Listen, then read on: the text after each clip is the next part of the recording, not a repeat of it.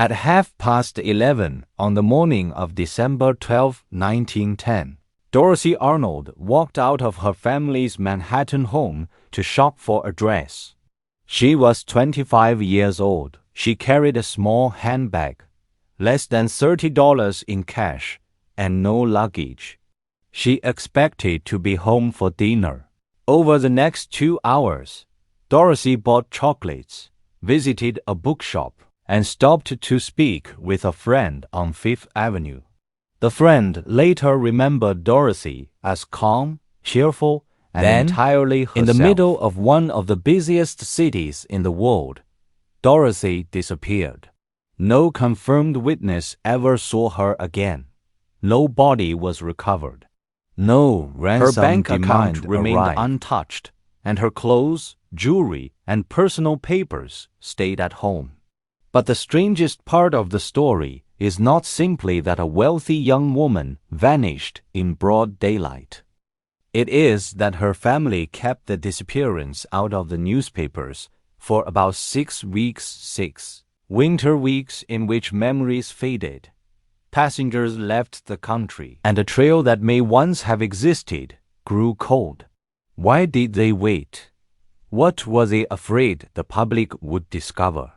And what, if anything, did Dorothy herself want to escape? This is the unresolved disappearance of Dorothy Arnold. Dorothy Harriet Camille Arnold was born in New York City in 1885 into a family for whom reputation was not a private concern. It was a form of social currency. Francis Rose Arnold was a prosperous importer. The family lived at 108 East 79th Street, in a neighborhood of imposing brownstones, private clubs, and carefully maintained appeared in society pages. Their relatives and the lives of the Arnold children were watched in the quiet, disciplined way that wealthy families watched one another. Dorothy had attended Bryn Mawr College. She was educated, socially connected, and financially protected. Photographs show a composed young woman dressed in the fashion of her class. High collars, fitted coats, elaborate hats to outsiders, and an expression Dorothy that gives little had away. Advantages most women of her generation could only imagine. But privilege did not necessarily mean freedom. At 25, at least she was trying to become a writer. Had been rejected by a major magazine. Later accounts describe her as deeply disappointed by those rejections. Some writers have treated this as evidence of despair. But rejection is not proof of a plan to die, and ambition is not evidence of instability. What it does tell us is that Dorothy had an identity beyond the one her family had prepared for her. She did not only want to attend dinners, choose dresses, and wait for an approved marriage. She wanted to make something that carried her own name. And there was another part of her life that her parents did not fully control. Dorothy had formed a relationship with George Griscom Jr., a man from a wealthy Pittsburgh family who was considerably older than she was. The surviving record is clouded by gossip, contradictory newspapers, and the defensive statements of people under intense public pressure. What is clear is that the relationship was important enough to be concealed. Several months before Dorothy vanished, to become central she traveled to Boston while telling her family that she intended to visit a female friend. Contemporary reports later revealed that she stayed at a hotel and pawned jewelry worth several $100s. Griscom was also reported to have been in Boston at the time. Whether the trip was romantic, practical, or both, it showed that Dorothy was capable of making plans outside her family's knowledge. It also gave the public a ready-made story once she disappeared. The secret lover, the disapproving father, and the heiress who might have chosen love over obedience. But a dramatic story is not the same thing as evidence. Monday, December 12th, began without any recorded crisis. Dorothy told her mother that she was going downtown to look for an evening dress for her younger sister's approaching social event. Her mother offered Dorothy to accompany her, saying there was no need, and that she would telephone if she found something suitable. She left the house at approximately 11:30. Around noon, Dorothy entered Park and Tilford, an upscale grocery and confectionery store near Fifth Avenue. She bought a small box of chocolates and charged it to her father's account. The purchase matters because it places her in a specific shop at a specific time, behaving in a routine way. She did not appear to be running. She did not attempt to hide her identity. She used the family account, leaving a record behind. From there, she continued south along Fifth Avenue. At Brentano's bookshop near 27th Street, she purchased a small book of humorous sketches. She charged the purchase to her father. Outside, shortly before or around 2 in the afternoon, Dorothy encountered a friend. They spoke briefly. The friend later said Dorothy mentioned in good spirits, possibly through Central Park, and the two women parted. This is the last reliable sighting. To understand why that final sighting became so haunting, it helps to picture the route Dorothy not as had a dark begun alley, on East but as a 79th line Street through the public center. She moved of toward Manhattan, Fifth Avenue, then south past expensive shops and hotels. Her last known meeting occurred more than 50 blocks. If she really intended to walk back through Central Park, she would have reversed direction and traveled north again, passing some of the most visible intersections in the city. New York in 1910 was noisy, crowded, and modernizing quickly. Electric streetcars shared the road with horse-drawn vehicles. Department stores encouraged respectable women to move through the commercial city without male escorts. Telephones connected wealthy homes to shops and friends, while telegraph offices and railway stations tied Manhattan to the rest of the country. None of the systems a modern investigation would expect. There were no surveillance cameras. Shops did not preserve electronic purchase histories. Passengers could buy tickets under identity documents were limited, and a woman who changed her hairstyle, clothes, and story could move through hotels and boarding houses with far less documentation than she would need today. That made disappearance easier. It did not make invisibility effortless. Dorothy was not dressed to blend into poverty or industrial labor. Her tailored suit, velvet hat, fur muff, and confident people who knew the Arnold family moved through the same shopping district. A planned escape would have required her to avoid recognition long enough to reach help, shelter, or transport. And if the disappearance was not planned, someone else had to exploit a surprisingly small gap in public attention. There is no verified account of Dorothy entering a carriage, boarding a streetcar, meeting a stranger, or turning into another confirmed witness to an argument or a struggle. On a bright winter afternoon, surrounded by pedestrians, drivers, shop employees, and police officers, she simply drops out of the historical record. Dorothy had not returned. At first, the family assumed she had met friends and failed to telephone. As the evening passed, irritation became worry. Calls were made to people she knew. By midnight, it was clear that nobody could account for her. Her bedroom offered no simple explanation. Her passport remained behind. So did most of her jewelry, her clothes, and there was no farewell letter and no packed bag. Nothing in the room clearly announced a journey.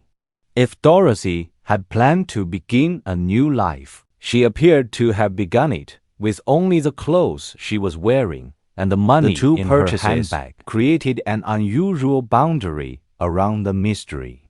Before the bookshop, Dorothy's movements can be reconstructed through people and transactions. After the conversation with her friend, there is nothing dependable, not a hotel signature accepted as hers, not a letter whose origin could be proven. The disappearance, therefore, contains two different problems. Where could Dorothy have gone after 2 in the afternoon? The second is social. Why did the people closest to her choose secrecy at the exact moment public attention might have helped? The Arnold family did search for Dorothy, but they searched privately. They consulted their attorney, contacted friends, examined what they did not do, and immediately invited the New York press and the full public machinery of the police into the case. To a modern audience, that decision feels almost impossible to understand. The first hours after a disappearance can be crucial. A public description can produce witnesses. Transport workers can be questioned before they forget. Hotels, stations, docks, but in 1910, scandal carried a different weight, are fresh, especially in New York society. A missing daughter could imply an elopement, an unwanted pregnancy, a secret affair, even if none of these things were true, or suicide. The rumor could stain the family. The Arnolds may have believed that discretion protected Dorothy. They may also have believed she would return within days, making publicity unnecessary and humiliating. There is a less charitable interpretation that the family already suspected a specific explanation and wanted time to investigate. Cannot tell us which motive dominated. Privacy, hope, fear, and control may all have played a part. During the private search, attention turned toward George Messages Griscom, were sent, who was traveling. Dorothy's mother and brother later went overseas and confronted him. Griscom denied knowing where Dorothy was, and eventually he cooperated to the United States, appealed for information, and insisted that he wished to marry Dorothy if she were found. The police watched him, but no evidence placed him with Dorothy on December 12th. He was never proven to have caused her disappearance. Only in late January did the case become public. By then, the woman who had chatted with Dorothy on Fifth Avenue had been carrying that memory for more than a month. Shop employees had served thousands of customers. Drivers had carried thousands of passengers. Ships had crossed the Atlantic. Hotels had changed. The city was finally asked to remember an ordinary winter afternoon that nobody had known was important. The cost of that delay cannot be measured precisely, but its consequences are easy to see. A doorman who noticed a woman entering a building would have no reason to preserve the memory for 6 weeks.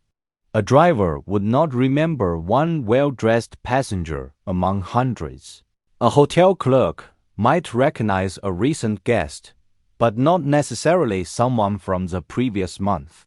Even an honest witness could unknowingly combine different days into one. And because the investigation began privately, later accounts disagree about who did what and when. Newspapers competed for exclusive details. Family representatives corrected one report while refusing to answer another. The result is a case in which a precise-looking timeline can create false confidence. For example, later retelling sometimes provide an exact title for the book Dorothy bought. Surviving accounts, the safe fact is that she purchased a small book of humorous writing. The same caution applies to minute-by-minute times. We know the order of the final stops more securely than we know the exact minute of each one. That uncertainty is not a reason to dismiss the case. It is part of the case. Dorothy disappeared at the boundary between private family management and modern public investigation, and the evidence was shaped by that collision. Once newspapers printed Dorothy's photograph, the case expanded beyond the family. It became a national obsession. Her face appeared beside dramatic headlines. Rewards were offered. Reports arrived from across the United States were identified as Dorothy. Travelers claimed to have seen her on trains, in hotels, and aboard ships. Some women wrote to the family claiming to be Dorothy themselves. Every new report created hope, and nearly everyone collapsed. The case also created a kind of urban fear. If a wealthy woman could disappear from Fifth Avenue in daylight, protected by money, family, newspapers and offered stories about sinister shops, that say criminal taxi drivers, everyone else, secret rooms, and organized abductors. Much of it was unsupported, but it changed the emotional meaning of the city. A shop doorway became a possible trap. The ordinary anonymity of New York began to feel threatening. Investigators checked hospitals, morgues, prisons, sanitariums, railway stations, passenger lists. The search extended far beyond Manhattan, traveled by cable, yet not one verified trace of Dorothy emerged after the meeting near Brentano's. The press coverage also transformed. The living woman Dorothy had been a daughter, sister, college graduate, aspiring writer, and participant in a secret relationship. The public figure became a set of symbols: the missing heiress, the rebellious daughter. Each symbol supported a different theory. The endangered woman could select a version that produced the strongest headline. If an article emphasized wealth, kidnapping seemed natural. If it emphasized elopement, stories seemed natural. Suicide seemed natural. If it emphasized the family's silence, a cover-up seemed natural. But these narratives were built from repetition, the same small made them familiar, of facts, not necessarily true. This is why the newspaper pages are valuable and dangerous at the same time.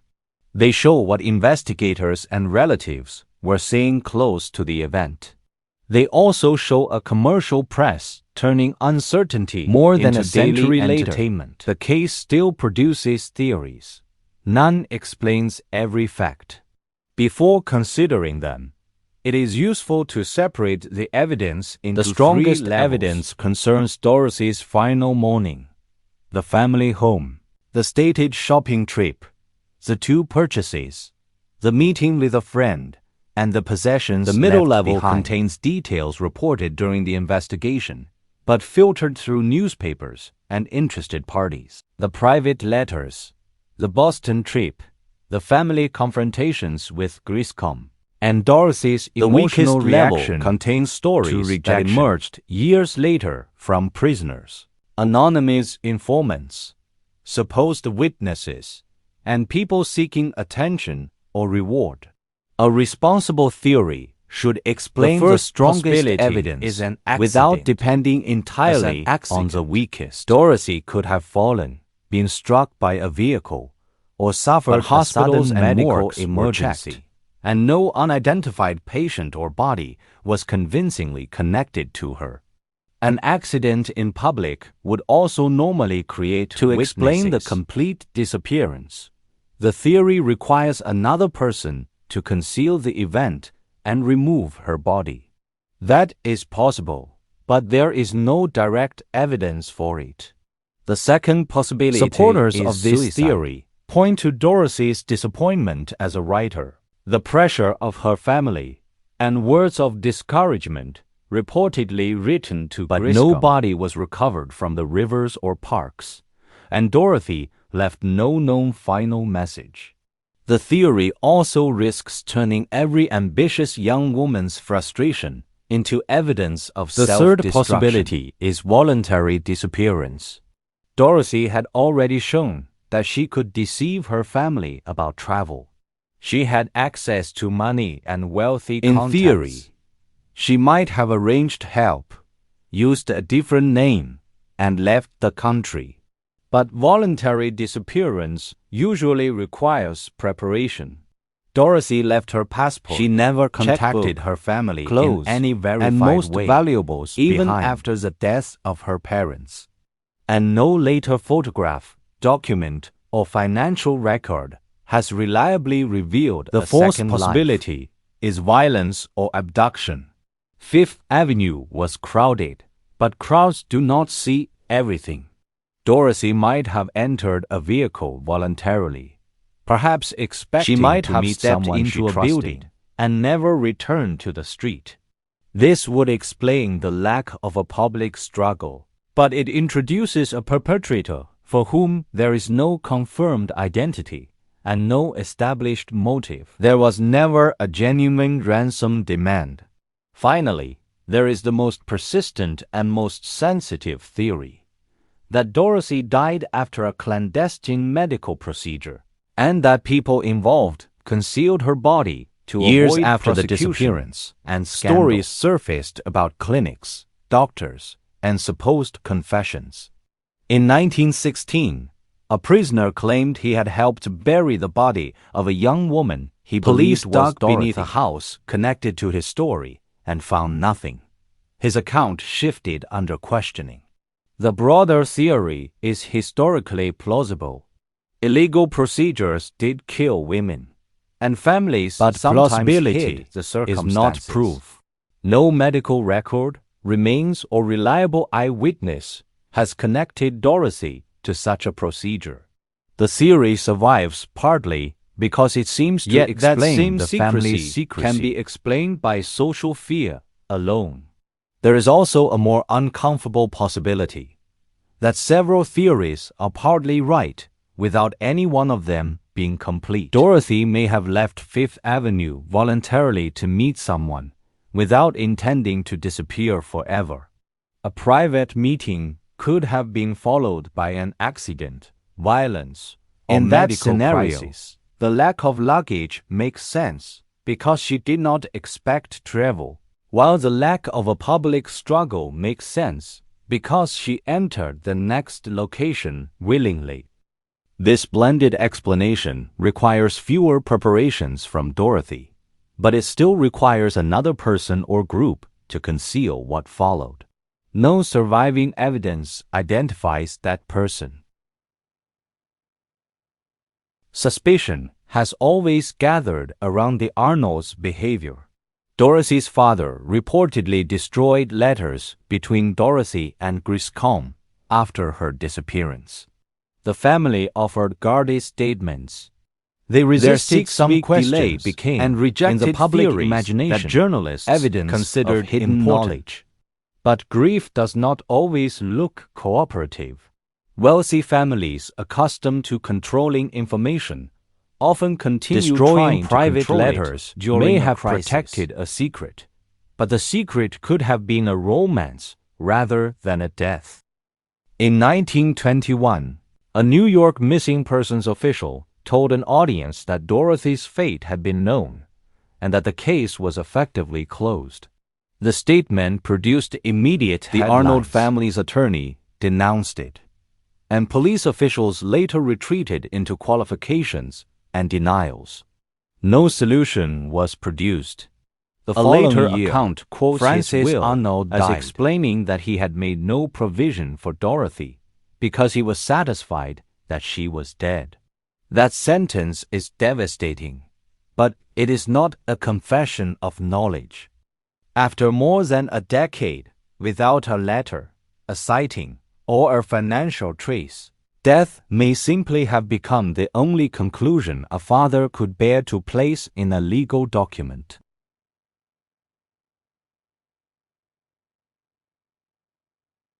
There is a temptation to solve old mysteries by choosing the theory that feels most dramatic. A forbidden romance becomes an elopement. Family secrecy becomes a cover-up. A rejected story, a prisoner's tale, becomes a buried body. But Dorothy Arnold's case has endured because every answer asks us to invent the piece that matters most. If she left voluntarily, who helped her, and where are the records? If she died by accident, who removed her body? If she was killed, where did the crime occur? And why did nobody reliably see her enter that place? If her family knew the truth, why did the secret survive them all? What remains certain is remarkably small. Dorothy left home at approximately 11:30. She bought chocolates. She bought a book. She spoke to a friend near Fifth Avenue and 27th Street to walk north. Then the evidence ends. The family believed privacy would protect them from scandal. Instead, the silence created a permanent delayed space search for turned scandal every to rumor grow. into a possible clue, and every guarded answer into a possible lie. Dorothy became famous, not for the books she hoped to write, but for the empty place she left in other people's stories. More than a century later, her photograph still asks the same unanswered question. How can a person disappear in the middle of a city and leave behind nothing but the moment she was last seen?